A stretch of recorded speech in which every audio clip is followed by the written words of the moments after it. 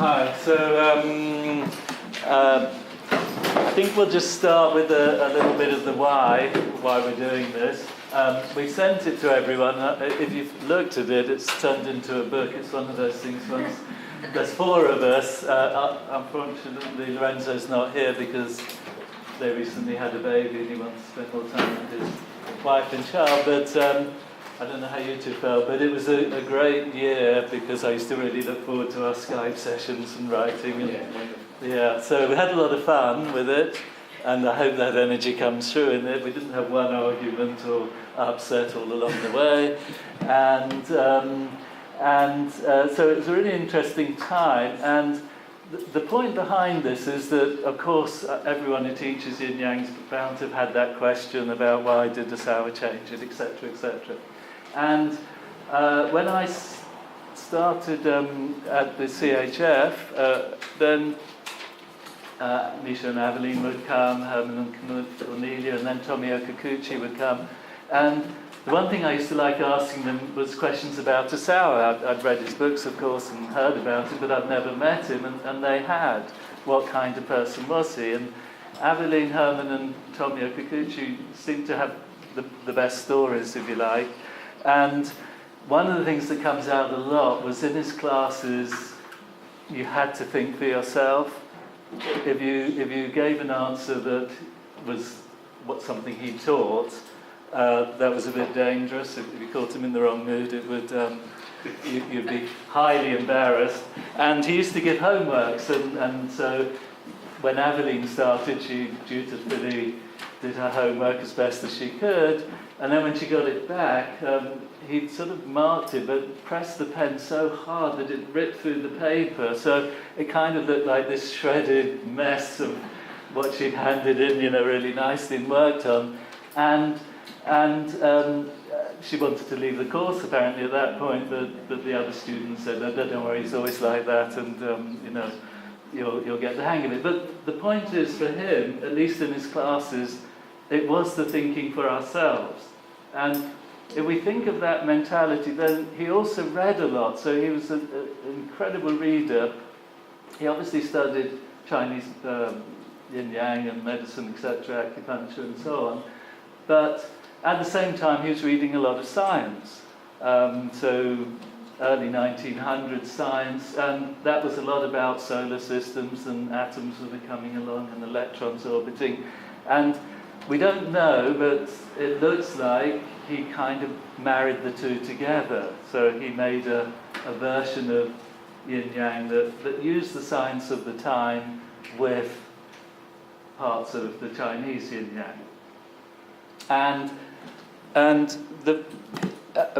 none of us want to make one right or wrong, better or worse. We're just seeing that there are two systems, and our point would be that if we're going to be like Tosawa, if we want to follow in his footsteps, then study science and study Yin-Yang.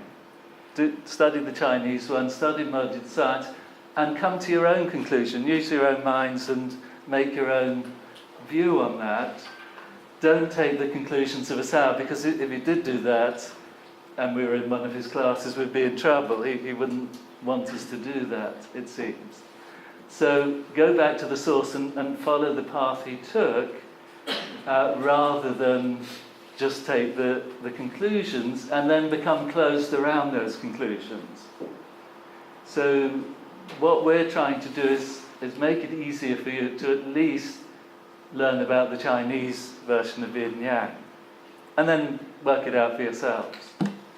So in that, we'll have a quick look at some of the background. And another point, this isn't a very big point because I accept your view on this, but but it is something we're confronted with all the time. If you Google Yin-Yang, or if you go to a bookshop, or if you do anything like Tai Chi, Qigong, Feng Shui, all the other things, acupuncture, astrology, divination, it's the Chinese version. That is what's out there. Doesn't mean we can't have our own and stick to it, that's all fine. But we are going to constantly be confronted with, well, why is it different? what's happened. And in the past, I don't think we had very good answers, largely because we didn't know the Chinese system. So the answers were very superficial, but actually inaccurate as well. And I think, therefore, it's helpful for anyone teaching Yinyang to really study Yinyang in all its different ways and really know it, and then engage students in a kind of intelligent, sensible discussion about the whole thing of polarity and change and everything else. So, what is the difference? So I'm going to start just with some key points, and then Rick's going to develop it, and then Ken's going to look at the practical applications. So the key point with Chinese Yinyang, and this is what makes it really simple. In our world, in our life, we have the sun. The sun comes up in the morning, it's bright in the middle of the day, and goes down in the evening. And the sun was, for the Chinese, the great yang.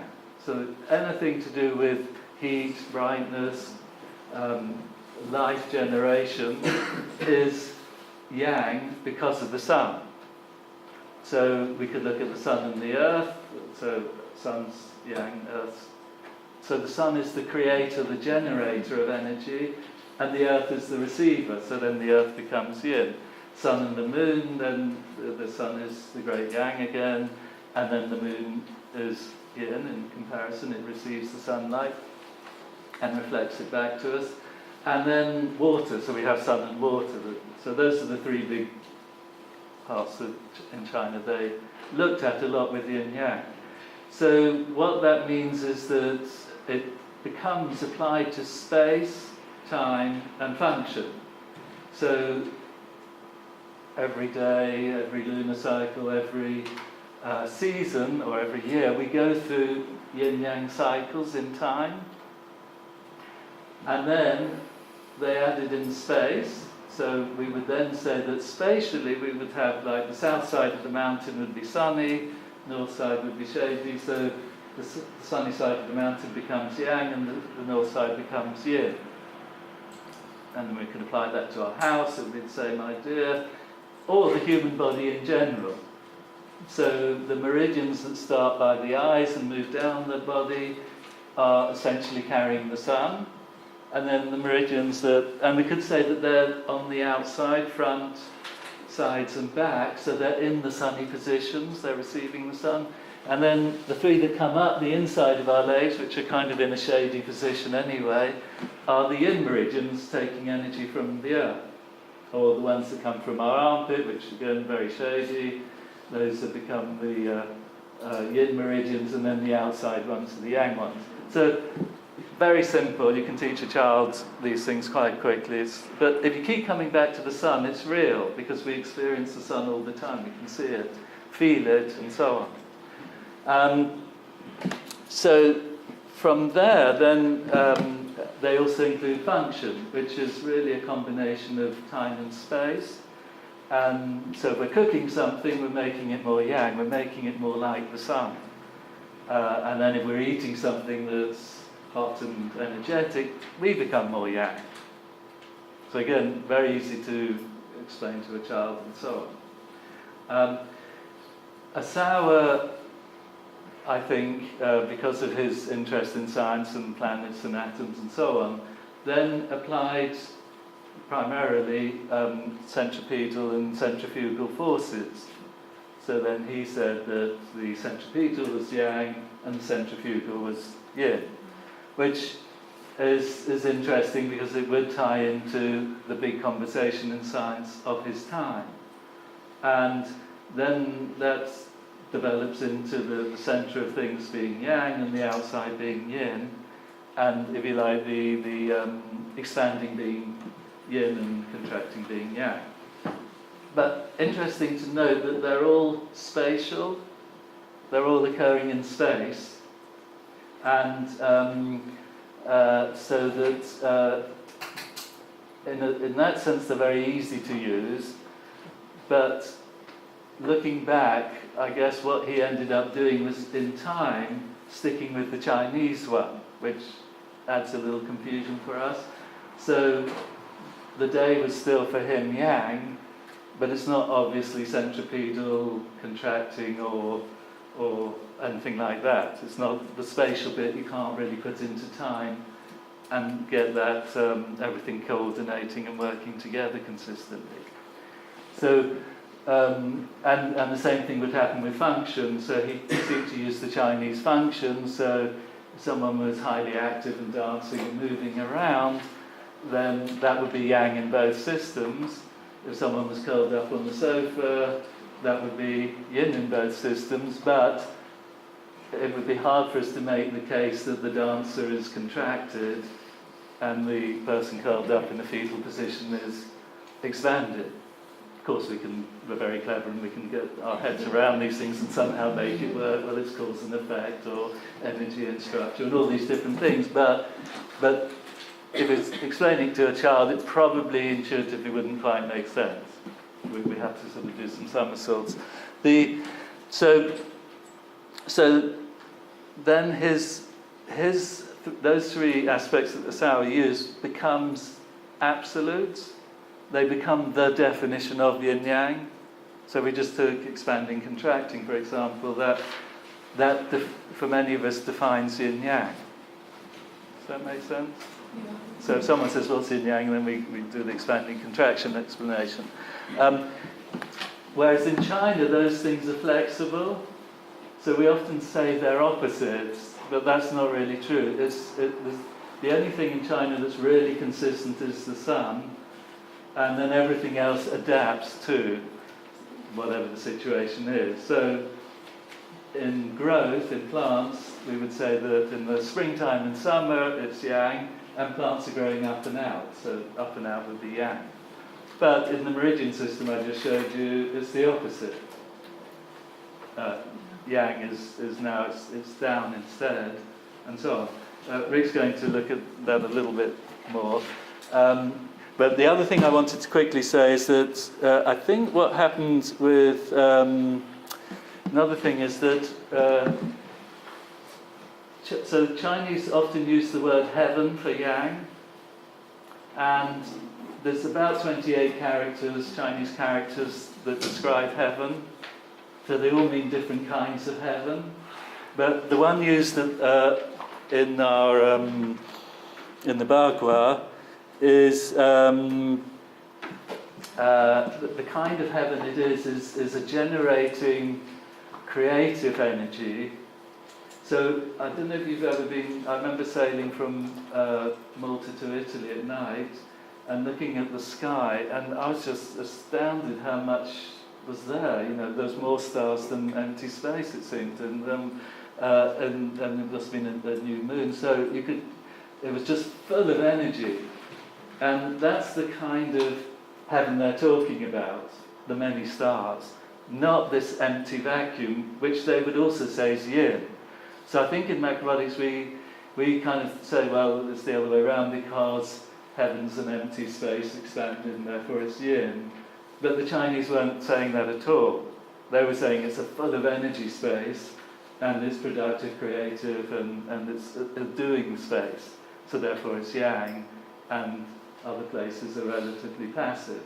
So we have to be careful not to misrepresent the Chinese yin and yang, which does take a little bit of study, but at least this would be a starting point. Yeah, so I think that's everything I want to talk. So shall I hand over to you, Ray? Yeah. Thank you. Do you want to be up here? Yeah, go up. Good morning. So my encounter with Yin and Yang was 50 years ago. It was the Chinese version. I mean, the book that I read was explaining Yin and Yang in the Chinese version, explaining organs, explaining man and woman, explaining heaven and earth, whatever was there as a explanation of life. So I started the other way around, and later on, of course, I tried to find on, after figuring out that book and Yin and Yang, I was running around in Belgium in those days. Macrobiotics was very strong. Yeah, we had lots of teachers. Oshawa founded there the Lima company, and the Japanese were all the time over the place in Belgium, coming, I mean, three of them were even living in Belgium. So we had a lot of the Japanese teachers and then some other students of Oshawa that were explaining yin and yang. And so there was magazines, there was books, there were stencils, there was a lot of information. And actually, I must confess, I never had any problem of changing whatever kind of viewpoint, you see. So for me, it was like natural to apply whatever was the Chinese system and whatever was the macrobiotic system.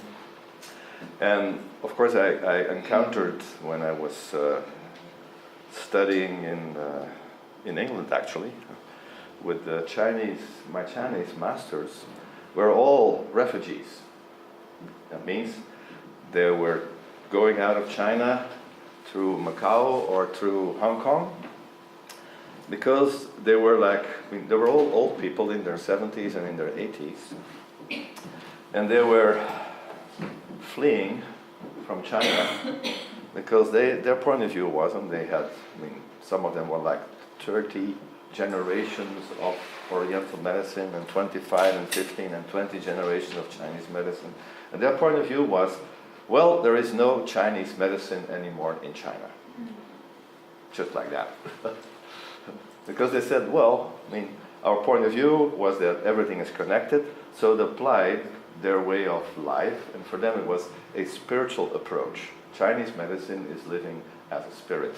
And the medicine is just one aspect of it, and the fortune telling is another aspect of it, and feng shui is another aspect of it, and using herbs is another aspect, and acupuncture is another aspect, and moxa is another aspect, but for them it was all one. See? And so they said, well, the system changed due to communism, and communism, of course, is a Western philosophy. It's based on dialectic materialism, so it only considers physical reality. So they said traditional Chinese medicine is over. If you want to study traditional Chinese medicine, they say, don't go to China, you can't learn it there. You can just study what's left over. What is allowed by the Chinese government. Yeah. And so I learned a lot with them. Of course, unfortunately, all of them gradually died, but they were fantastic. And they even for instance, their feng shui application. The feng shui was the dragon and the turtle and the tiger and the phoenix. For them, they gave a spiritual explanation what it was. If you study feng shui, there's no word about it. You see, it's just gone. See? It's not there. What does it mean? Why does the phoenix burn? Why does it rise from its ashes? No explanation anymore. It's gone. You see, but they still had it. So they were teaching, let's say, what I would rather call a spiritual way of life, applying as a spiritual medicine. So they would consider what we call the energy channel or the central channel. They would just call it the spiritual channel. It was for them how the spirit moves in your body, you see, and how it shows in your body. And so, of course, in applying acupuncture, I studied acupuncture with them, was actually the advanced studies. You may know Ted Kapchuk. He was one of the students of that group, and Giovanni Machocha and Peter Dedman all became authorities later. We were studying there in a group and trying to understand what they were teaching. And of course they were not only teaching it in a very spiritual way, and speaking about vibrations and frequencies, actually just like in quantum physics, the way they were explaining it, but they were also very practical. Very practical. For that kind of issue, boom, do that. That could be a spiritual advice, could have been a physical advice, could just use a point, boom. You see? They were fantastic, Like they took my hand and said, okay, you're going to marry in 3 weeks. It was true. Incredible. Those kind of things, because for them, fortune telling or seeing the past or seeing the future is the same thing. You see? Yeah. And so that's a little bit difficult for Western way of thinking. That is, within Chinese medicine, there is not really originally that cause and effect type of thinking. You see? For them, cause and effect are there at the same time. You see? And of course we have a very worked out system in space and time, in yin and yang, the way we do it. But for them it's like, it's there all the time at the same time. So past and future is there at the same time. So you can see the past and you can see the future because it's here anyway, now. And so they were playing with yin and yang, I would say, in a different perspective than what I later learned from Oshawa. Though I read a lot, meaning I have Mark van Kouwenbergen, one medical doctor that we had in Belgium, gathered a lot of material from Oshawa. It's like that, you see, all what he could find of Oshawa. If you read it, it's incredibly interesting, you see, on whatever he was playing with, you see. Any kind of ideas, any kind of scientist, any kind of philosophy, beyond the Chinese or the Japanese philosophy, he was always playing with some other things. And so that was a different approach, but for me it was not like an issue. See, I never had an issue with it. It's playing, it's playing yin and yang. And do you want that one or the other one, the carrot. Oh, yeah. And do you want the So I tried first? So later on, when I started studying some aspects of the quantum physics, it's actually the way the Chinese think, or the way Oriental philosophy is not really different from quantum physics. You see, they explain it, yeah? I mean, of course, because we're Westerners, we try to understand it from a physical point of view. And so I try to make some kind of connection, like it's all waves, you see, and the waves collapse when you look at it. So that's why I was just yesterday explaining that the reality that appears to you is collapsed by you. See, that means whatever you see, whatever is, you may say, your viewpoint, becomes then your reality. You will experience your reality according to your viewpoint. And then, so it's interesting to play with viewpoints. And so I just gave an example that I use in my classes when I'm explaining yin and yang. Then I say, okay, let's take the carrot. You can look at the carrot and then use like one concept of Oshawa, which he was using, like centripetal and centrifugal, and even that gives you a lot of different viewpoints. Because if you look at the carrot from the viewpoint of the center of the earth, yeah, then the leaves are yin, and the root is yang. Now change into the viewpoint of the carrot itself, and what is the original center of the carrot is where the seed was. So that's on the level of the earth's surface. Then if you look at it from there, then the leaves are yin, and the root is yin as well. See? Mm-hmm. Yeah, you got it? Yeah. Then if you look at it from heaven, yeah, then the leaves are yang and the root is yin. See? That's easily how you can understand, oh, when I change my point of view, my reality and my interpretation of reality just depends on my point of view. See? And that's something we have to learn in our Western approach. But with my Chinese masters, that was clear, you see. They were always using that. Mm-hmm. I cannot say I can say when I met later on with all the people that studied acupuncture, you know, for most acupuncturists, yin and yang doesn't mean anything in their life. Doesn't mean anything, you see.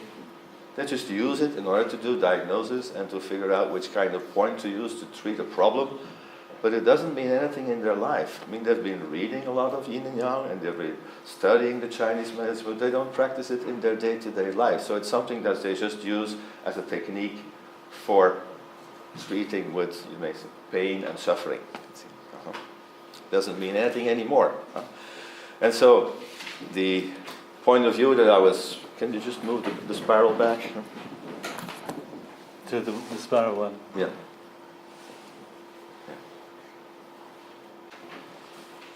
Using that point of view of quantum physics but related to Chinese medicine, you can say, for instance, that there is an organ, you may say, yeah, and that's a physicalized thing, especially in our point of view. from the point of quantum physics that the organ is a collapsed issue. It's collapsed because it's being observed. Before it was a wave. And then you can say in Chinese medicine, was the wave yin charged or yang charged? And then it's observed. And then a yin wave turns in a yang organ, and a yang wave turns in a yin organ, due to a viewpoint, due to the fact that the wave is collapsed. See? That's why we could see, well, we're speaking in a physical way about yin and yang, the organ is yang, but for the Chinese, the organ is, you may say, is from a wave that's just collapsed into reality. And of course the wave is invisible, which is an issue for us, you see. It's also been an issue in the development of the understanding of quantum physics. What are the things we can't see? You see, all these large frequencies and all these short frequencies. But in Chinese medicine, it's all the time there, you see. And you can say a fast movement, then you can say that's more short wave, and a slow movement is a more yin wave or a long wave. So they condense, when you observe them, in a different type of structure. Yeah. Mm-hmm. And so playing with yin and yang from that point of view, and then of course quantum physics goes a lot further, where we can do what they call, I didn't mention it yesterday, space phase. That means it's a phase where space appears. Interesting concept within quantum physics to understand how we, from our linear way of thinking, can understand that that's just a point of view on reality. Sometime in the future I will explain that maybe, what space phase is. But for the Chinese it's a practical issue, you see, space phase. For us, what is it, you see? That's how reality from a wave appears in space and time. And so that appears as a space phase, which are all the time changing. And so for my Chinese masters, they were trying to explain these points of view of waves. For them it's all spirit. See, it's all a spirit moving, and then it condenses, it collapses to a point of view. So in my classes, whatever I try is to try to explain that it's just depending on points of view, and that's your reality. So there's never any discussion, because then if you take a point of view, then that will be your reality. See? So if you look at yin that way, that will be your reality. If you look at yang that way, it will be your reality. That's my approach and my interesting point of view from using quantum physics, because it's so interesting connecting with the spiritual approach of my Chinese masters. Thank you.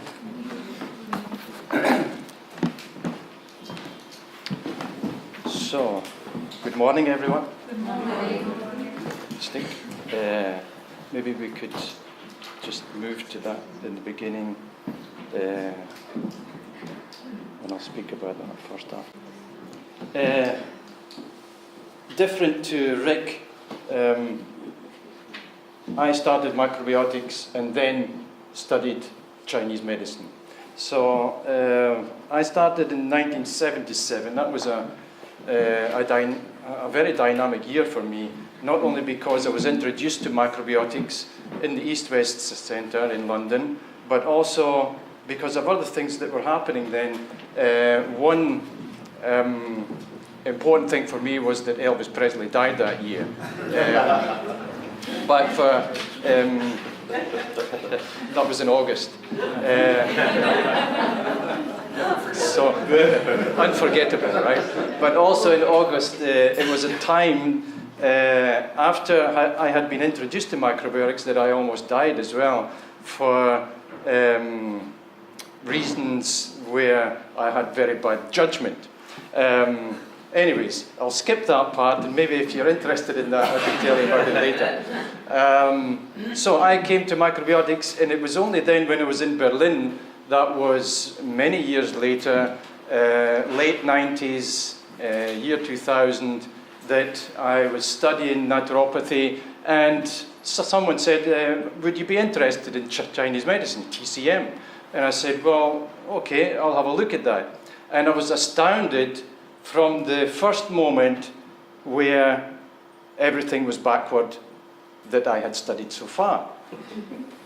Right? So the organs were backward, the meridians, which I thought would be this type of meridian, they were backward. So the yin was on the other side of the yang, and the yang was on the other side of the yin. so far. So then I did go to China. I studied in the affiliated hospital of Suzhou, which is about 200 miles west of Shanghai. And I remember the first day I walked into a clinic, and there must have been almost as many people as there is in this room, in this clinic. Most of them were children. And the children were very quiet, but they had needles in their faces, in their arms, in their legs, in their bodies. And they were just sitting there and enjoying themselves, getting their medicine. So that prompted me to study further, and eventually I did graduate and become the acupuncturist and person who had studied Chinese medicine. So there also, my professor, a very smart man, in his 70s, maybe 78 he was then, I asked him one day, Professor, what, according to you, is the highest form of medicine? And he said to me, herbs. And I said, oh, herbs, right, so what exactly do you mean by herbs? And he says to me then, all foods that are ingested, concentrated and not concentrated. So then I asked further, what do you mean by concentrated? He says, that's all the little pills and herbs that you find in the warehouse there in the store, where I went to have a look later, and it was huge, and they had everything there. And I said, well, what's the unconcentrated? And he says, well, that's the simple foods of times gone by. For example, I said, yeah, it's the brown rice and the azuki beans and different natural foods. And I says, oh, well, that's interesting. What's the next form, or what's the next best medicine? And he said then that the next best medicine is acupressure and massage. And afterwards he said, then comes acupuncture. So that was the lineage there of what the best medicines were. So here then, in the difference between macrobiotics and Chinese medicine concerning foods, there is no difference really. As you can see, maybe, oh no, we're not on that yet. We don't really Can have you a go chart to for that one. applying yin-yang to food? Oh yeah, the text. Yeah. So it's a very big document here, and that's why we're not going through everything word by word. It's very interesting to look at, though, for those who want to. Applying yin-yang to food. Chinese and macrobiotic yin-yang are generally the same when applied to food. Both systems say warming, energizing, rich, nutritious foods are more yang than cooling, refreshing, moist, watery foods. So there you have it, and as we know it in macrobiotics, it's the same thing. The juiced fruits are very yin, and the baked products are more yang. So it's the same in Chinese medicine as it is in macrobiotics as well. But, of course, and this was an interesting point that we put in afterwards, you can manipulate all of these things here which are on the board by the use of water, salt, oil, herbs, spices, cooking time, ingredients, along with cutting styles, grating, mashing, filtering, extraction, reduction, concentrating, diluting, etc. So I think that's also, I read once in Zen Macrobiotics, that was the book that inspired me in the beginning, that Osawa wrote that you can change anything into that which you want, according to foods, as far as foods are concerned. If you want to make a carrot very yang, you can, and if you want to make it very yin, you can as well. So you can manipulate that in the way that you want. I don't think I'm going to go into that at the moment. There are some foods which have waves, sugar, alcohol, salt. We call them waves because in the beginning they have a particular reaction on the body, which is, in the case of sugar, it has a yang reaction. More glucose is in the blood, but later on it becomes yin, so it yinizes the body then. So there are some foods which are a little bit exceptional there. Here then, also both versions are similar in that weak, cold, deficient, depressed, introverted, quiet, slow states are considered more yin relative to more hot, excessive, angry, stressed, extroverted, loud, fast states which are described as more yang. So also there's no difference. The remedies also appear similar as well. The remedies that we're using in macrobiotics are similar also to the remedies in Chinese medicine. To become more yin, recommendations include sleep, rest, relaxation, receiving massages or healing, being cared for, eating cooling or calming foods and drinks, consuming more liquids, meditation, slow stretching, spending time alone in deep contemplation. Whereas, on the other hand, to become more yang, remedies are including activity, movement, eating cooked warming foods, being proactive, starting new things, focus, self-discipline, and taking up physical activities in both versions. And we talked about that yesterday, that it's not our thing to emphasize so much on food. Activity has just as much importance as food does as well when you start to think about health for your body. So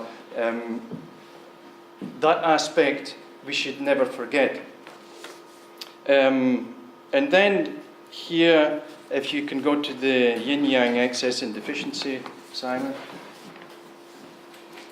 In the beginning, we didn't know whether we should put this in here or not, but eventually we did decide to put it in because it does elaborate on the aspect of not only diagnosis, but also how you could think about how we can apply our knowledge, which is more about food, activity, massage, manipulation of energy, by looking to see how it is possible to see in a human person if there is an excess of energy or a deficiency of energy.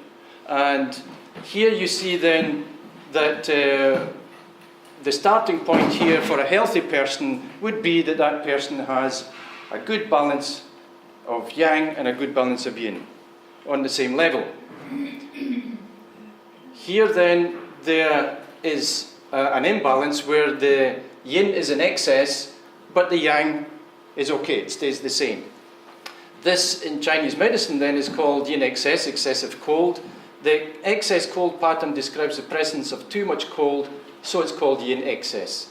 There is an explanation here, but at the end there then we did put in, well, what could we do about that if we have a person with that particular yin excess? It would be recommended for us then to use less cooling but more warming yang foods. Now, here those foods would be the same in Chinese medicine as they are also in macrobiotics. So there's no difference there. Going up to this one here, then you have a yin deficiency, the appearance of excessive heat. Now, there is not really excessive heat, it just appears like that because the yin has diminished in the body. These people, if you read through here, maybe express heat only in the soles of their feet and the palms of their hands. And here also then the recommendations for both systems would be more cooling, less warming yin foods. For a, does she need a stick? No, let's do it in the discussion. Let's get the stick afterwards, okay. So, then, yang deficiency, it's the same as what happened before with the yin. The yang is diminished, the yin stays the same, and here the recommendation would be more warming, less cooling yang foods. Each of these has an explanation of what that person could be at that moment. The yang excess then here also the same thing. There's too much yang. This person then would be diagnosed as being feverish. Possibly the person is attracted to cold, he feels comfortable with staying in a cold environment. Here it would be recommended less warming, more cooling yin foods. Yeah, so you can apply this also, like my professor was saying there in China, because I was saying to him, okay, how can you apply this then exactly to foods? What would you do? And he sketched out to me on a piece of paper the 5 transformations and how you can use that with foods to either address a deficiency or an excess. Yeah? So, if you're interested to see what that would be like, then I'm very willing to put that on the board afterwards if that question arises. So, I think from us all, thanks for listening, and we're open to discussion now, I think. After Wednesday. We have a discussion of at 12 or 5. Well, Right, what's happening now? Another talk. Another talk, okay, thank you.